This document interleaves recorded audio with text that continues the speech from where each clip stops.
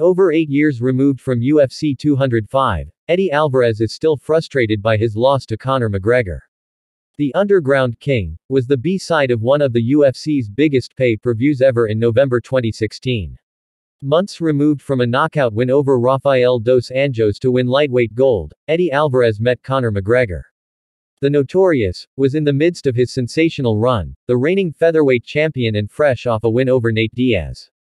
The Irishman was granted the opportunity to become a two-weight UFC champion in late 2016. While the betting odds were close, the fight itself wasn't. Eddie Alvarez was dropped early in the first round and never recovered. After several knockdowns, Conor McGregor finished the lightweight legend midway through the second round. Almost a decade later, Eddie Alvarez still has a lot of regrets about that night in New York City. Speaking in a recent interview with MMA Fighting, the Underground King reflected on the bout.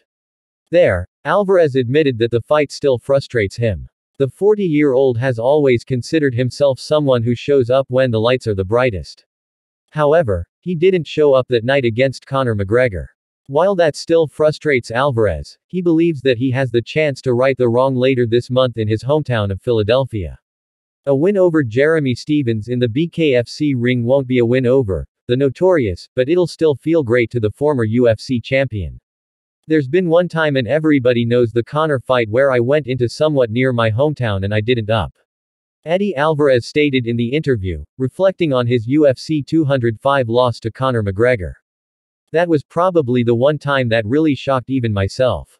Because throughout my entire career, home or anywhere nearby, whenever that spotlight's on me and whenever the stakes are big, that's when I show up big. He continued, I'll be able to make it up to my Philadelphia fans. Look, I got my shot at Madison Square Garden. I hated the way I performed. I hate everything about it.